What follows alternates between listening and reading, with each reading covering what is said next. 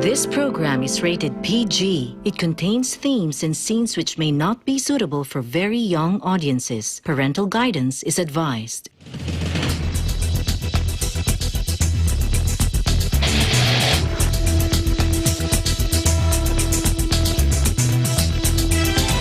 We're working to connect a region of over 600 cultural bridges between our lands.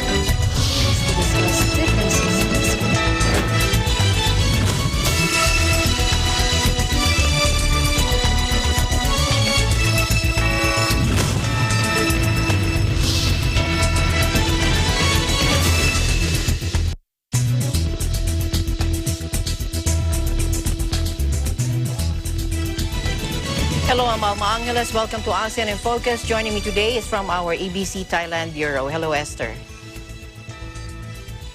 Hi, Alma. I'm Esther Adanga from EBC Thailand Bureau, bringing you the news in the dynamic ASEAN region. On today's headlines, India will produce more than 1 billion more COVID vaccine doses by the end of next year in an initiative launched Friday with the U.S., Japan, and Australia.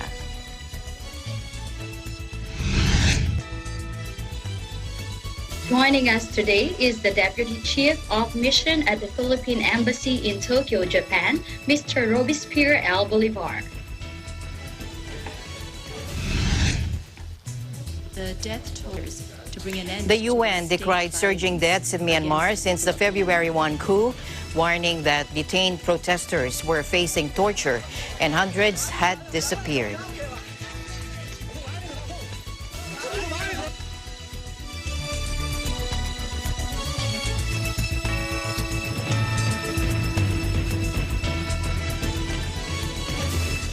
First, in our news, India will produce more than 1 billion more COVID vaccine doses by the end of next year in an initiative launched Friday with the United States, Japan, and Australia, challenging China as the four leaders held their first ever joint summit.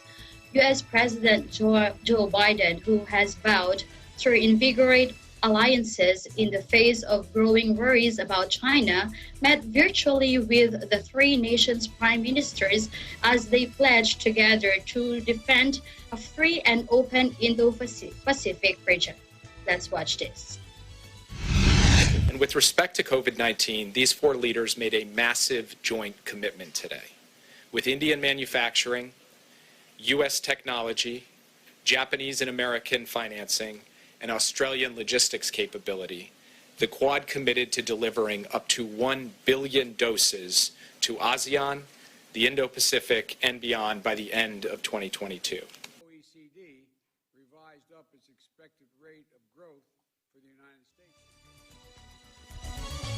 States. The White House, in a statement, said that Indian company Biological E Limited would produce at least 1 billion doses by the end of the year, focusing on the one-dose U.S.-developed Johnson & Johnson gel.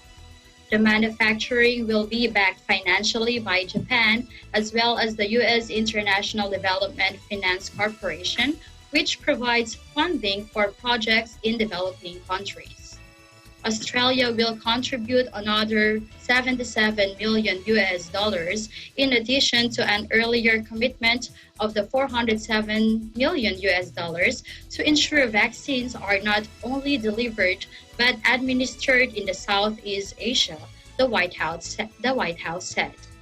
Japan, in turn, will provide $41 million for the distribution of vaccines, which requires careful climate control.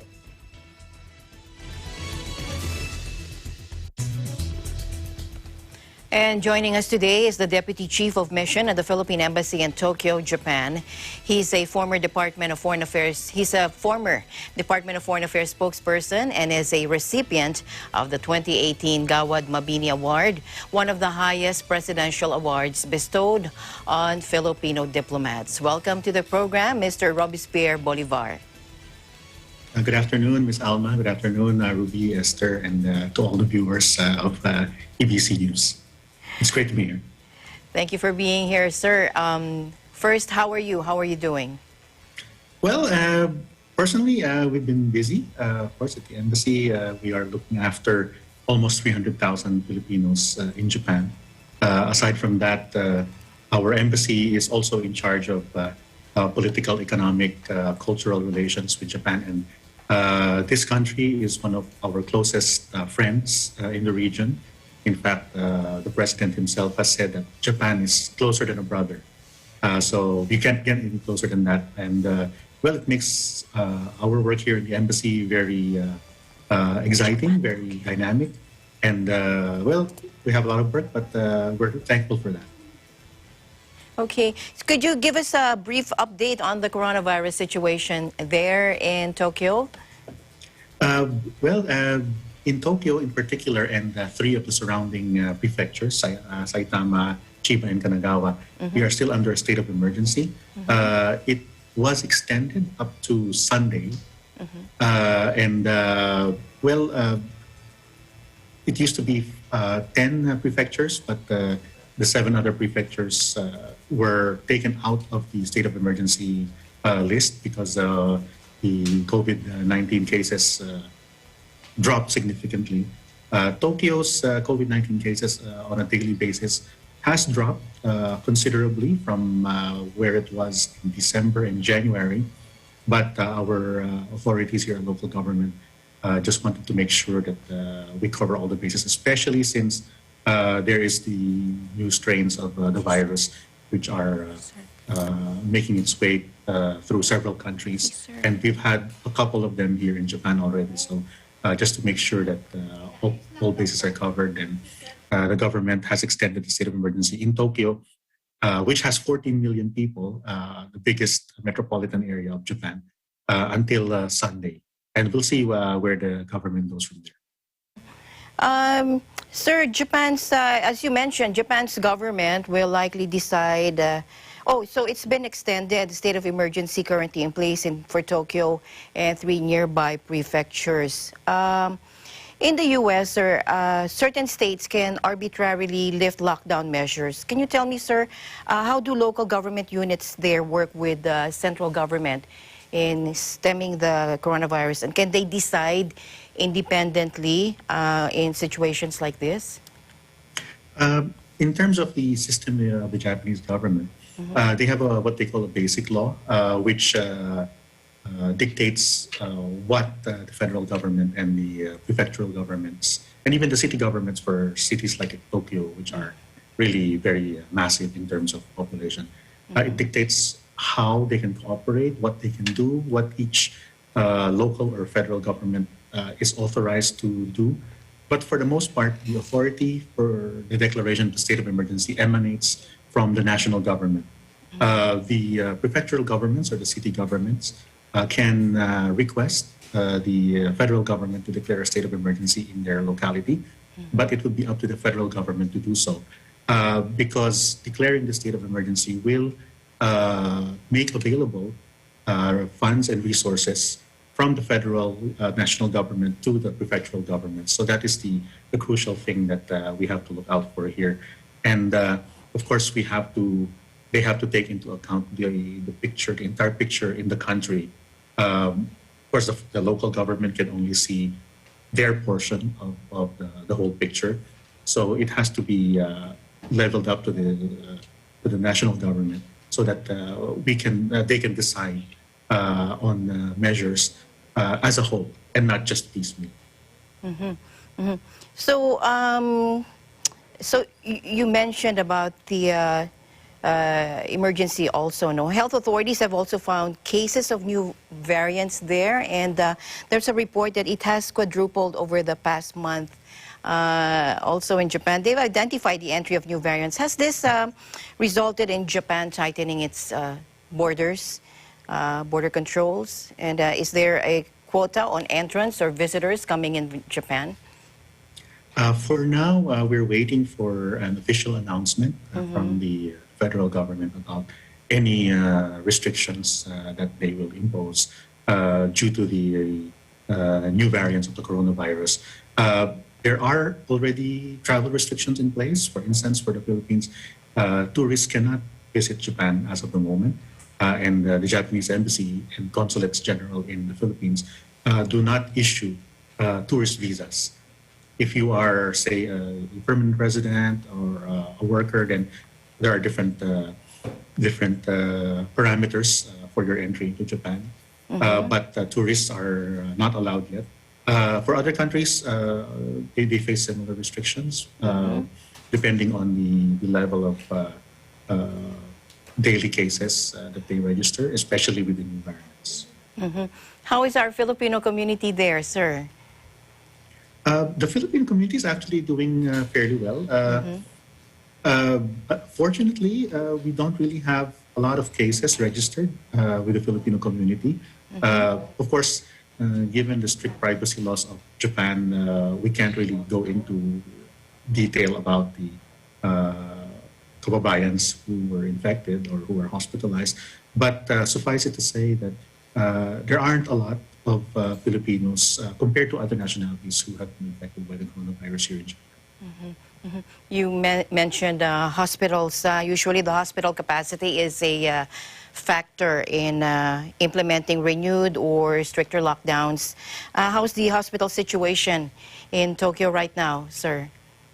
The minister in charge of COVID-19 for Japan has stated that the hospital capacity is improving because of the state of emergencies as well that they declared a month ago. But they're still very wary about easing restrictions further. They want to. They have developed certain metrics for them to determine when they can ease restrictions. They're very careful about this, as we have seen in various countries. Lockdowns can pull down the daily cases of COVID, but once you ease the lockdowns, the COVID cases just spike back up. So Japan is very conservative when it comes to deciding on whether to ease restrictions based on the COVID daily cases as well as the hospital capacity. How would you compare the lockdown measures implemented there and here? Like here, it's been noted by many journalists that lockdown measures in Japan are vastly different from, let's say, a country like us, the Philippines. Like say here we wear face masks with face shields, and then tracing apps. We have curfews. Cinemas remain closed. Can you briefly describe to us how the Japanese are coping with this situation? Well, I'm sure you have encountered this, but even pre-COVID, the Japanese are comfortable already with wearing masks and hand sanitizing, especially during flu season, which is around this time of the year, January to February. So imposing wearing a face mask, especially in public, was never an issue here in Japan, and people just complied, as is their normal practice. Also sanitizing and the other parameters that were put in place for the COVID-19 pandemic were actually based on many of the traditions which the Japanese have already adopted as part of their daily life. So it wasn't as drastic, shall we say, as in some other countries where you can hear protests about this or that restriction.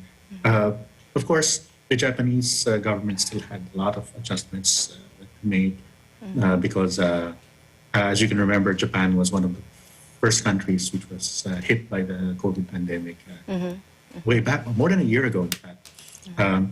And they had a lot of adjustments that they had to make in terms of the restrictions, the parameters governing people's excursions out of their homes. We still have some restrictions in place. Certain restaurants, for instance, can only operate until 8 p.m.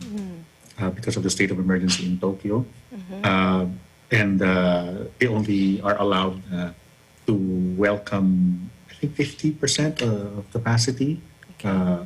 And particularly here in Tokyo, if you go around the neighborhood, you will find establishments, restaurants, shops with a rainbow sticker featured on their entrances. And this is actually a requirement by the Tokyo Metropolitan Government. The Tokyo Metropolitan Government inspects all of these shops. And if they comply with COVID-19 prevention measures, then they will be authorized to display that sticker, which in turn will tell us, the public, where is it safe to shop, where is it safe to eat, where is it safe to do the groceries, etc. So that's one thing that they've done here that I'm not sure if they've done elsewhere. Mm-hmm. Tracing apps, is that covered with that? Tracing yes, apps? the Japanese have released a tracing app as of last year, right? Yeah.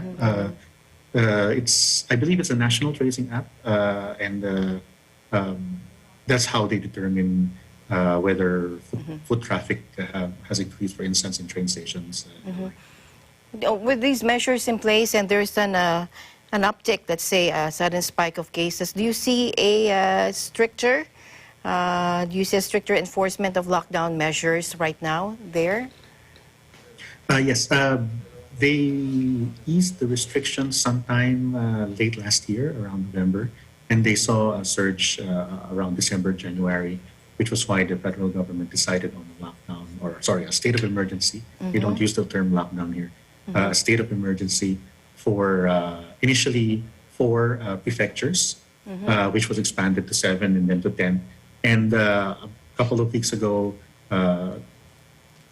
except for the 4 prefectures, Tokyo and the surrounding prefectures, all of the others were taken out of the state of emergency list.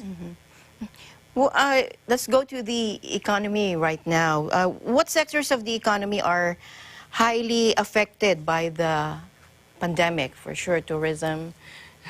Yes, definitely tourism. The hospitality industry, of course, has been affected. And many small businesses have actually asked for financial assistance from the federal government to tide the pandemic, because during, say, the first state of emergency, a lot of the shops actually had to close, and many of them actually went out of business, the small businesses. So the federal government is looking into ways of how to jumpstart the economy. Manufacturing, etc., the other industries are picking up. Actually, I think there is a very positive outlook for many of the sectors with Japanese economy. It's expected to rebound very soon, especially with the hopefully the COVID cases remaining in the low levels. You mentioned that this program, the COVID-19 support to individual households, that's what Japan did. Are non-resident Filipinos covered by this stimulus package? The Japanese government unveiled a one-off 100,000 yen assistance package to the families affected by the pandemic. They are available only to those who are residents of Japan, meaning they have a resident status here in Japan. So how is the government helping our Filipino friends over there, Filipino community? Initially, again, we've been doing this for about a year now. In the early part of the pandemic in February, all the way up to around June of last year, the embassy and the consulates general here in Japan were able to repatriate over 1,000 Filipinos who were stranded, who were affected by flight cancellations. And I'm sure you remember, back in February, so more than a year ago, the cruise ship, the Diamond Princess, we also repatriated almost 500 of our seafarers from that cruise ship. And since then, we've been monitoring the situation of our kababayans here in Japan, along with our consulates general in Nagoya and Osaka. And whatever assistance they require, they can contact us. We have a hotline. All of our offices have hotlines. And of course, we assist them to the best of our ability. It's hard to really say what kind of assistance because there is no one specific assistance that they require. Some of them require documents, some early renewal of passports, for instance.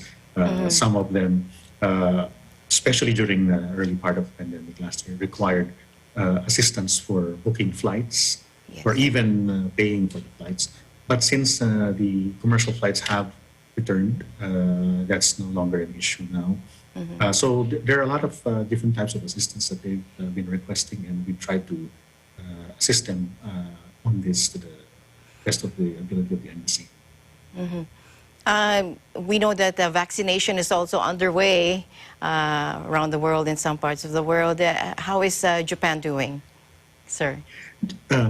Japan has made contracts with the three big pharmaceuticals, Pfizer, AstraZeneca, and Moderna.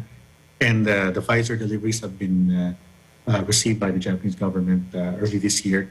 They began vaccinations for the frontline healthcare professionals on February 17. Yes. It's ongoing now. They expanded it to all healthcare workers, including the non-frontline staff. And they are expected to start vaccinating senior citizens and those with pre-existing conditions sometime next month. Moderna and AstraZeneca have also been in the process of securing the emergency use approval from the Japanese government so that they can roll out the vaccinations for that. We heard that AstraZeneca will produce the vaccines domestically here in Japan, so that would ensure the supply for everyone. But I think they ordered enough for everyone here, including the foreigners. So even our Filipinos, kababayans who are residents of Japan, will get the vaccine for free here in Japan. Non-residents, will they be able to get any vaccines? They weren't clear on the non-residents. Yeah. If you have a tourist visa, but definitely those who have a resident status in Japan will get the vaccine for free. All right. So, sir, before we end on a positive note, I'd like to know what do you think Japan has which will make it survive this pandemic? The Japanese as a people are they bounce back quickly from emergencies. We saw 10 years ago, a couple of days ago, we celebrated the 10th anniversary of the Fukushima disaster, the Great East Japan earthquake. And we saw there the resilience of the Japanese people. They bounced back quickly, despite the fact that I think over 20,000 people perished during that earthquake, and a lot of industries, a lot of households were affected. But in months, they were already able to rebuild and in fact, build back better, as they say in the UN lingo. So I think with that kind of resilience, with that kind of attitude, it would be that would hold them in good stead as all of us try to see we're seeing the light at the end of the tunnel, as it were, and I'm sure that very soon our economies, our people will bounce back from this, and that's the kind of attitude that we should have right now, is to work together, people working together, countries working together to weather this pandemic, and to for all of us to reach that finish line, as it. Thank you very much, sir, for your time. It's been a pleasure. Thank you so much. Stay safe. Thank you, Insana. Thank you, Mr. Robespierre Bolivar, the Deputy Chief of Mission in Tokyo, Japan. And Esther and I will be back right after this short break.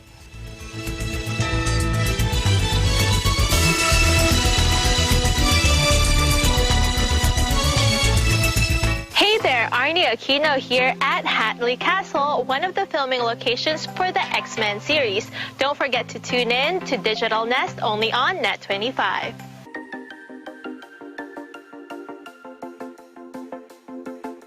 Mapupuno ng saya, impormasyon at inspirasyon ang hapon mo sa Afternoon Power. Handog sa inyo ng Net25.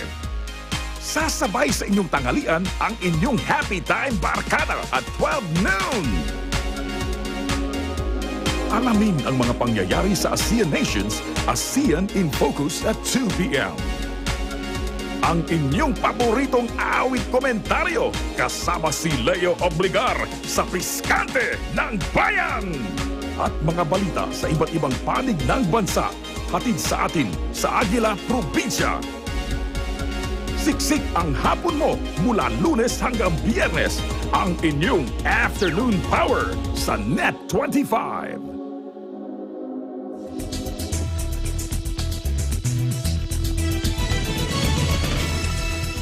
Welcome back to the program. The UN on Tuesday decried surging deaths in Myanmar since the February 1 coup, warning that the detained protesters were facing torture and hundreds had disappeared. In total, the UN Rights Office spokeswoman Ravina Shamdasani said the office had corroborated that a total of 149 people had died in the crackdown on protests since February 1. But stressed that the actual number was surely much higher. Let's listen in. The death toll has soared over the past week in Myanmar, where security forces have been using lethal force increasingly aggressively against peaceful protesters, and they continue to arbitrarily arrest and detain people throughout the country. Deeply distressing reports of torture in custody have also emerged. Hundreds of people who have been unlawfully detained remain unaccounted for and have not been acknowledged by the military authorities. And this amounts to enforced disappearances. Confirming information is becoming increasingly difficult, particularly with the imposition of martial law in a number of townships in and around Yangon and Mandalay, but also because many of the working-class neighborhoods where people have been killed and displaced are easier to cut off through state-imposed communications blockouts. We have, however, managed to confirm that at least 149 people have been arbitrarily deprived of their lives since the 1st of February as a result of the unlawful use of lethal force against peaceful protesters in Myanmar. Of these, at least 11 were killed yesterday on Monday and 57 over the weekend. There are many more reports of further killings that we have not been able to corroborate yet. Arrests and detentions have continued throughout the country, with more than 2,084 people remaining arbitrarily detained. At least 37 journalists have been arrested, of whom 19 remain in arbitrary detention. At least 5 deaths in custody have occurred in recent weeks, and at least 2 victims' bodies have shown signs of severe physical abuse, indicating that they were tortured. We are deeply disturbed that the crackdown continues to intensify, and we again call on the military to stop killing and detaining protesters. As the High Commissioner has stressed, all those with influence have a responsibility to take measures to bring an end to this state violence against the people of Myanmar.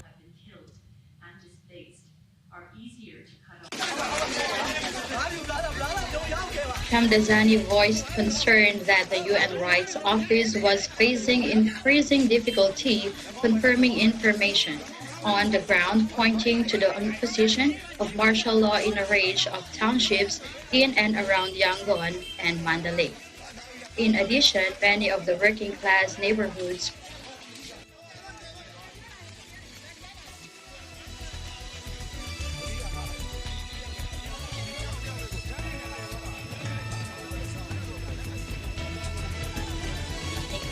of information, she said, pointing out that at least 37 journalists had been arrested, while 5 major Myanmar news outlets had seen their licenses withdrawn.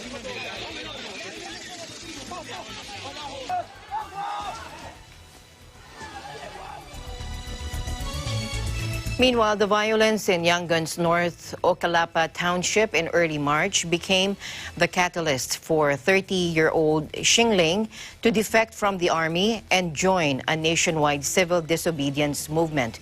Dressed in his army uniform, Xingling flashes a three-finger salute for defiant social media posts after deserting Myanmar's military to join the democracy movement.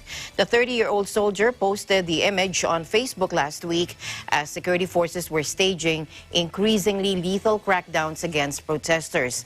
Now that racked up more than 1,000 shares as commenters praised his bravery before his profile went private. Take a look.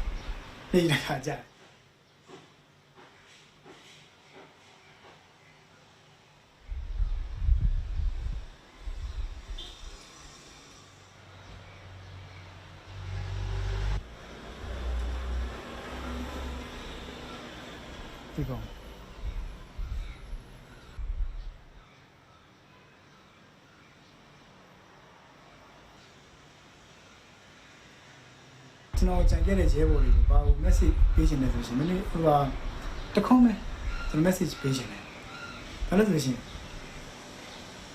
This is also the time of party. Tamarone Nangan to attack with some so you're not party. The cooking Tamarone Nangane, and who she be Juila message, Behau, Juimale. So I cook can be easy.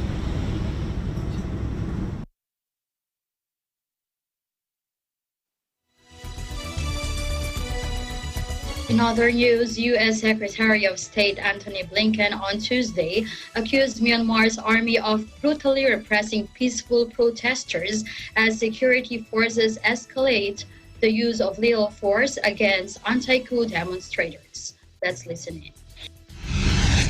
In Burma, the military is attempting to overturn the results of a democratic election and is brutally repressing peaceful protesters.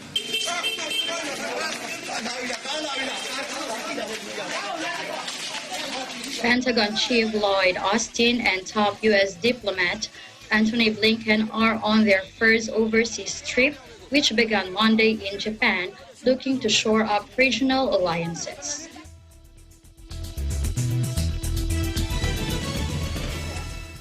Alarmed by the strength of the opposition to the coup, the Myanmar junta is trying to instill fear with increasing violence. That is according to Kin Zhao-win, the director of the Tampa Dipa Institute, a think tank in Yangon, during an interview conducted online. Let's listen in.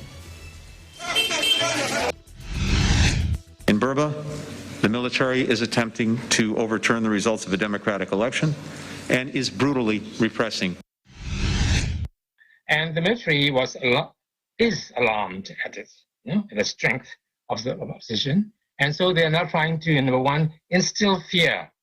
All those ghastly wounds, fatal wounds, are to instill fear in people. And on Sunday, the number of the fatalities, the number of the casualties, their main strategy. They are not going to retreat, the military. They never do. And they're coming down very hard on the public, And they had made a miscalculation. They had underestimated the strength of the opposition to the coup. So China has a lot of assets to protect, fine, but at the same time, China could take a long-term view and try to resolve it without seemingly favoring the military too much. The military knows that China is the final lifeline for them.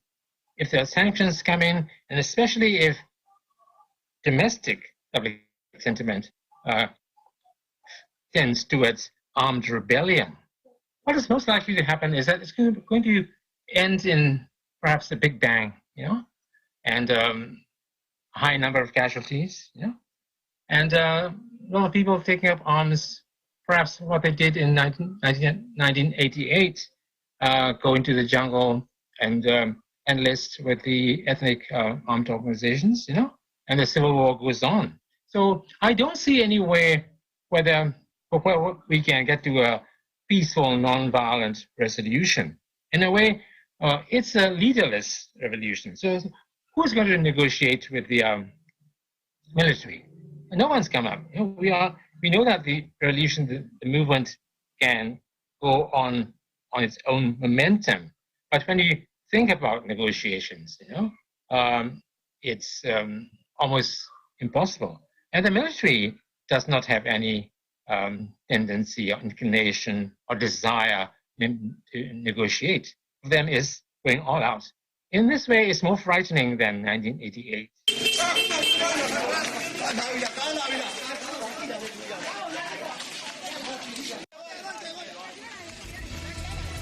Meanwhile, the government is working aggressively to ensure that the country gets a stable supply of vaccines starting April or May to stamp out the coronavirus disease 2019 or COVID-19 and achieve sustainable health security. National Task Force Against COVID-19 Chief Implementer and Vaccine Czar Carlito Galvez Jr. has said,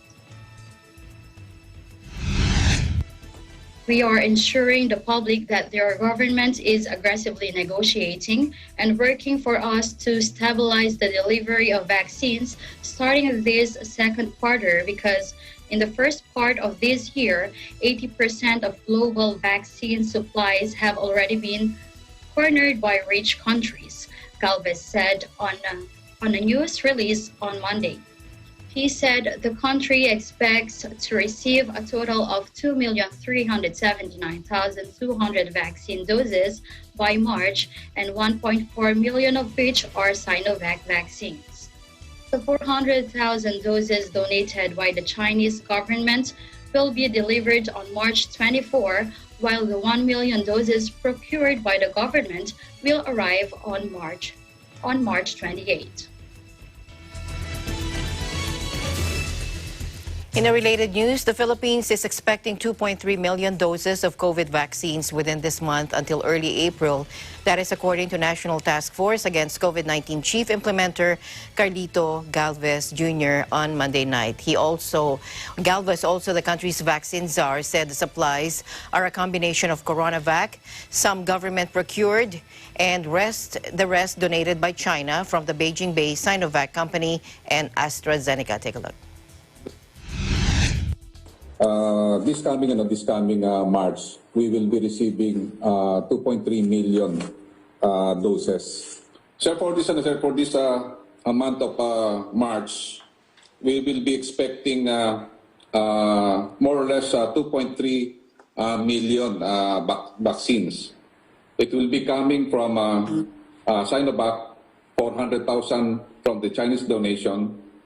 And then also we are working on the procurement through the OH, the 1 million Sinovac, so a total of 1.4 Sinovac vaccines.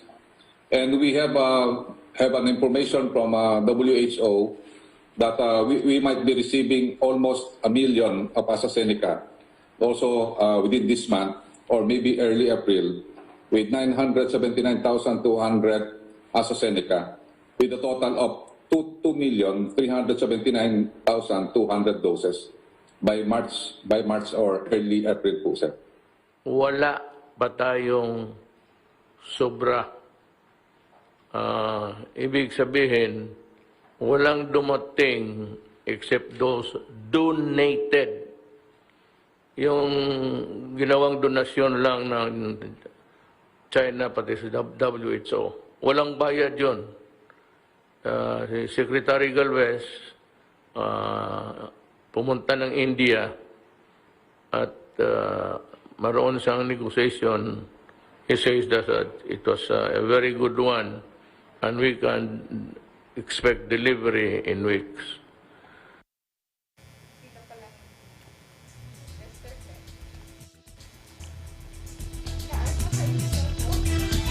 President Duterte reassured indigent Filipinos will be among the government's priorities in the national vaccination program following the inoculation of healthcare workers and senior citizens. The government is currently utilizing the 600,000 doses of Chinese-donated CoronaVac jabs and the 525,600 doses of AstraZeneca from the COVAX facility to inoculate medical frontliners in public and private institutions nationwide.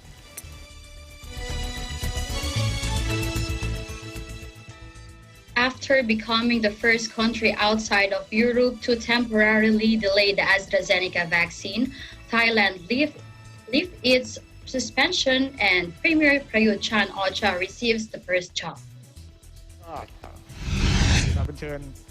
The country became the first outside of Europe to temporarily delay the COVID-19 vaccine after several EU nations, including Ireland, the Netherlands, and Denmark, moved to delay it due to the report that some recipients had suffered blood clots. Thailand is already administering China's Sinovac vaccine, with millions more imported doses expected in the coming months. But it was expected to add Oxford AstraZeneca injections to its vaccine options on Friday before health authorities abruptly suspended it as a precaution. By Monday, it had cleared its use after the World Health Organization, the European Medicines Agency, and many countries, including Britain and Canada, declared it safe for use.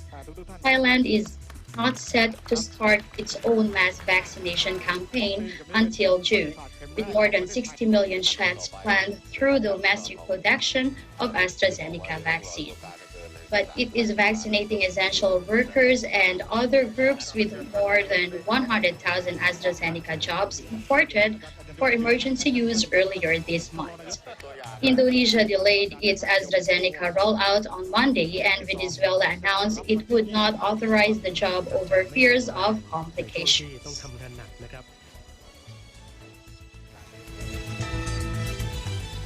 Now, China is poised to ease border restrictions to allow some foreigners, including from the U.S., India, and Australia, back in, provided they have taken a Chinese-made COVID-19 vaccine. The country has been closed to most foreigners since last March to stem the spread of the coronavirus, which it has largely brought under control at home, leaving many with jobs and family inside China stranded overseas. But Chinese embassies in several countries have issued notices saying the country will open visa applications to select people who have taken a China-made jab.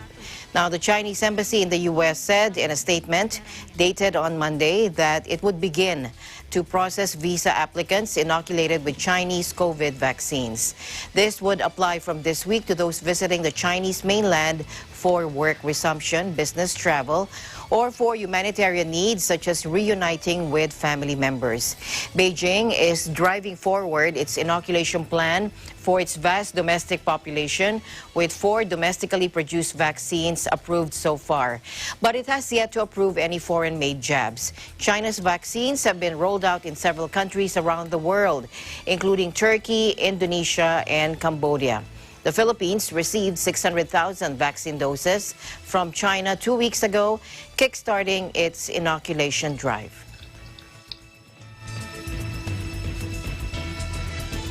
In Vietnam, 1,000 doses of Sputnik vaccine donated by Russia arrived at the Noi Bai International Airport in Hanoi this morning, according to the Ministry of Health. Russian Security Council Secretary Nikolai Patrushev brought the vaccine doses to Vietnam on board an IL-96 plane following an order from Russian President Vladimir Putin. The ministry said Vietnam will receive 60 million COVID-19 vaccine doses in 2021, half of which has been committed by the COVID-19 Vaccines Global Access Facility or COVAX program. The remaining 30 million doses have been agreed upon by the Health Ministry and UK-based AstraZeneca company. The first batch of 117,600 AstraZeneca COVID-19 vaccine arrived in Ho Chi Minh City based Tan Son Nhat International Airport on February 24 and have been administered to frontline workers since March 8. As of Monday, 15,865 frontliners have been vaccinated in 12 cities and provinces nationwide, namely Hai Duong, Hanoi, Phung Yen, Bac Ninh, Bac Giang, Hai Phong, Ho Chi Minh City, Gia Lai, Long An, Da Nang, Hoa Binh, and Can Hoa. In addition, the ministry is actively working with other vaccine producers, including Pfizer and Moderna, to diversify source of supplies. Back here in the Philippines, the Philippine National Police Officer in Charge, Lieutenant General Guillermo Eleazar, said 1,837 out of 1,973 police medical frontliners who have registered for COVID-19 vaccinations have so far been inoculated. Based on the latest data, Eleazar said only 33 personnel have so far experienced minor adverse reactions to the vaccines, while 136 PNP members were not allowed for medical reasons. However, he said that these reactions often quickly disappeared and posed no harm to the said police personnel. Eleazar said 1,676 in Metro Manila and other police regional offices have been vaccinated with the Chinese-donated Sinovac Biotech's CoronaVac vaccines, while 161 were injected with the COVAX facility-donated AstraZeneca jabs, of which an initial 700 doses were given to the PNP.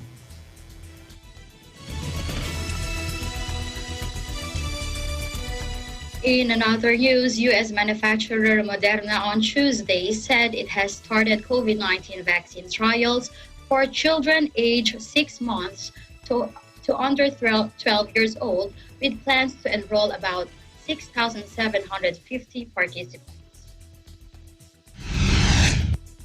We are pleased to begin this phase 2 of 3 study of mRNA Moderna 1273 in healthy children in the U.S. and Canada, said CEO Stefan Bancel in a statement. This pediatric study will help us assess the potential safety and immunogenicity of our COVID-19 vaccine candidates in the important younger age population. The U.S. authorities say that fewer children have been sick with COVID-19 compared to adults, but they can be infected and can spread the virus. Most infected children have mild symptoms or no symptoms at all. School officials across the U.S. are under pressure to fully reopen as soon as possible, but many say they need portable classrooms or shorter school days to meet social distancing rules. Moderna said 17.8 million adults in the United States have received its vaccine as the country seeks to step up its inoculation program against the coronavirus pandemic that has killed over 535,000 people in America. In other news, President Duterte upheld Philippine sovereignty with his decision to withdraw from the Rome Statute of the International Criminal Court, or ICC, according to Presidential Communications Operations, or PCOO Secretary Martin Andanar on Wednesday. This as he welcomed the decision of the Supreme Court.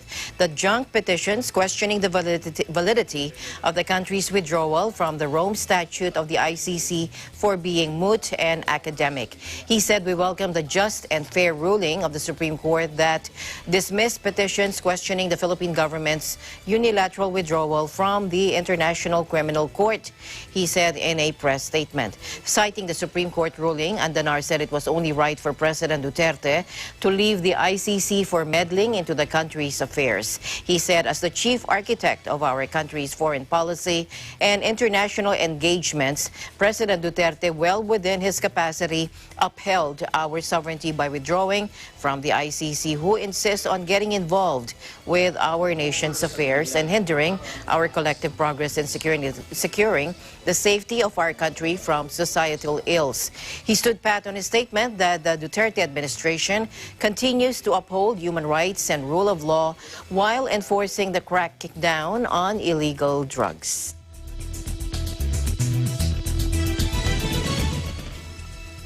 Alma and I will be back after a short break.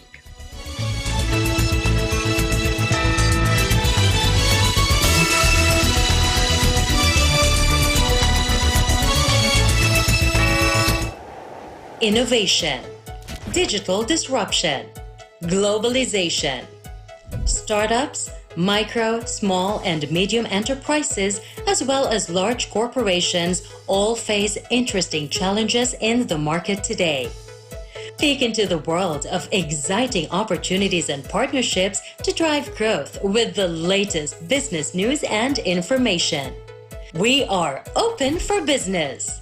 Your weekly dose of entrepreneurial inspiration to update you on the latest developments in the world of business. Get up close and personal with CEOs and thought leaders to help you discover valuable insights.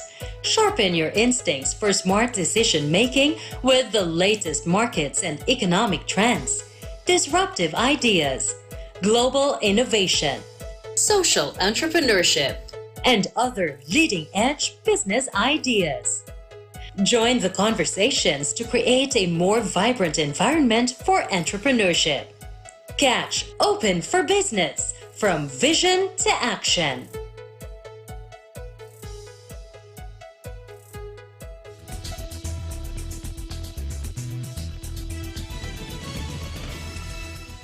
Welcome back.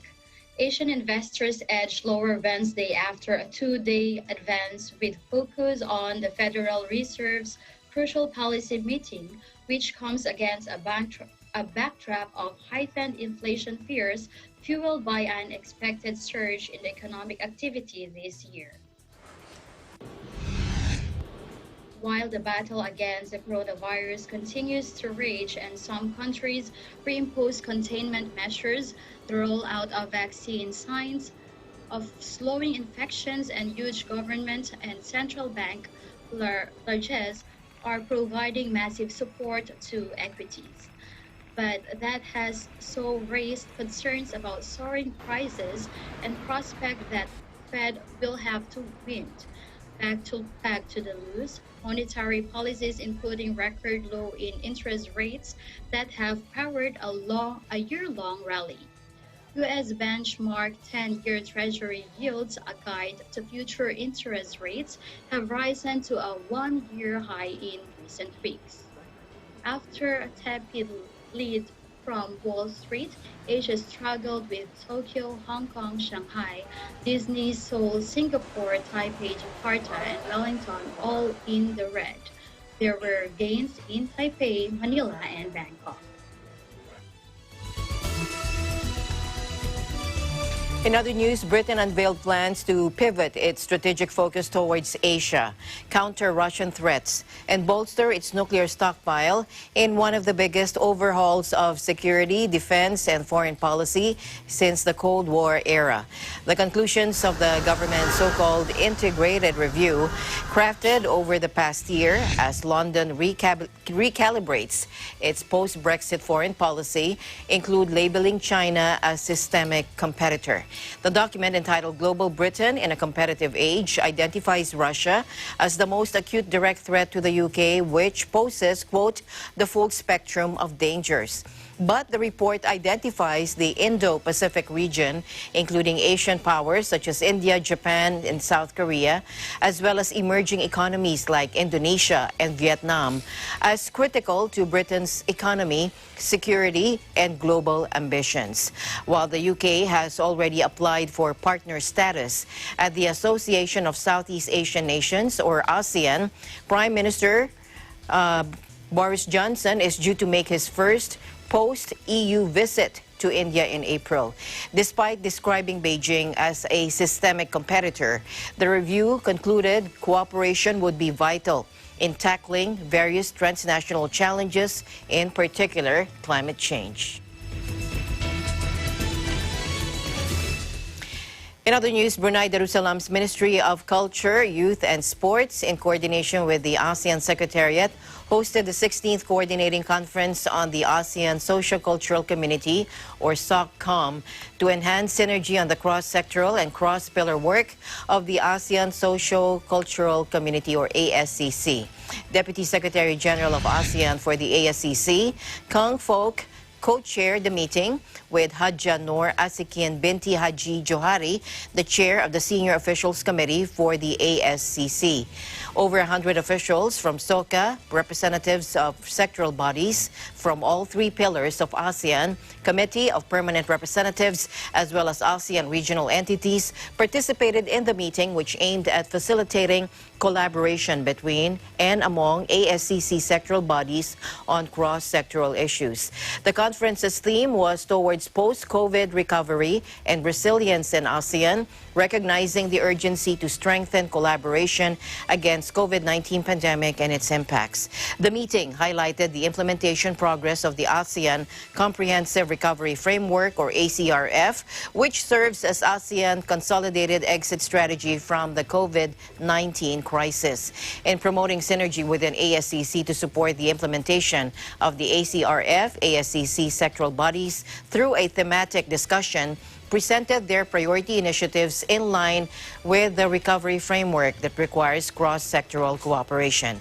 The meeting was also updated on the development of the consolidated strategy of the Fourth Industrial Revolution, or F4IR, where a strong cross-sectoral and cross-pillar collaboration was emphasized. The strategy is expected to equip the ASEAN region to face the challenges presented by the 4IR, which has been accelerated by the pandemic. And to conclude the meeting, the SOCA chair reiterated the important role of SOCCOM in facilitating coordination and improving synergy of the cross-sectoral work within ASCC pillar as well as with other pillars. DSG Kang Fok shared SOCA chair's view and also underlined the importance of a robust monitoring system to track and evaluate the implementation of the ASEAN cross-sectoral and cross-pillar agenda.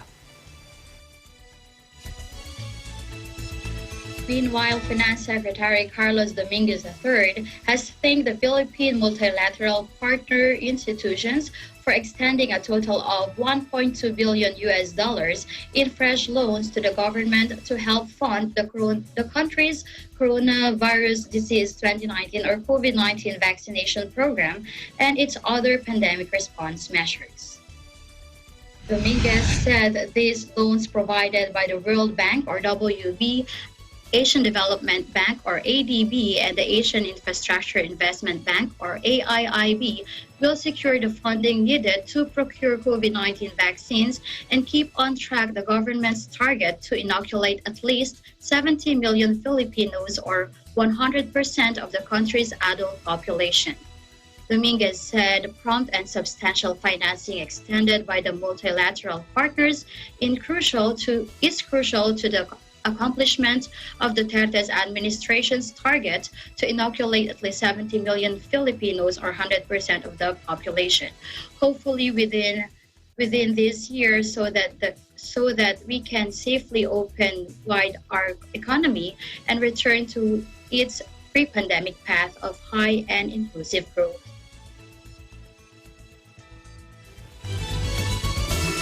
And recognizing the need for stronger cross-pillar and cross-sectoral coordination among ASEAN, its stakeholders and partners in realizing the ASEAN Comprehensive Recovery Framework, the ASEAN Socio-Cultural Community, or ASCC, held its first partnership conference with the theme towards post-COVID recovery and resilience in ASEAN.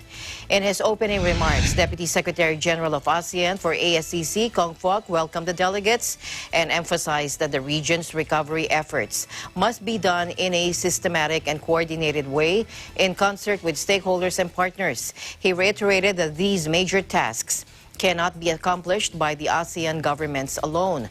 On her part, Chair of Senior Officials Committee for ASCC, or SOCA, Haja Noor Ashikitin binti Haji Johari, further underscored that the partnership conference would maximize existing resources to implement the identified priorities of the Coordinating Conference on the ASEAN Socio-Cultural Community, or SOCCOM.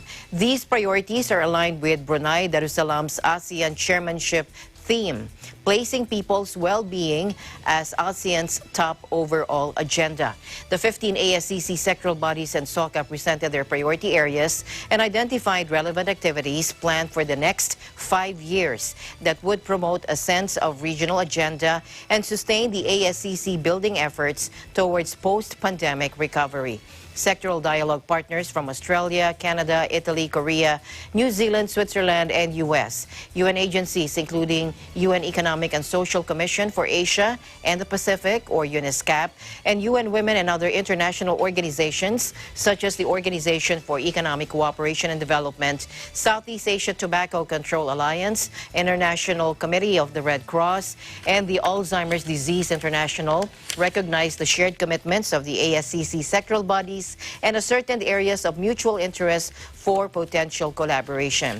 They further underscored the importance of a whole ASEAN approach to ensure that interventions are not only effective but also sustainable. In closing, delegates expressed confidence that the dialogue will further lead to concrete actions between ASCC sectoral bodies and partners in laying the groundwork for ASEAN's post-COVID efforts in the spirit of a community that is caring, prepared, and prosperous in all its actions. A total of 222 delegates attended the conference, and delegates were from the ASCC sectoral bodies, chairs and/or vice chairs, SOCA leaders and their representatives, Committee of Permanent Representatives to ASEAN, leaders and representatives of ASEAN, sectoral dialogue partners, development partners, UN agencies, international organizations, and the ASEAN Secretariat.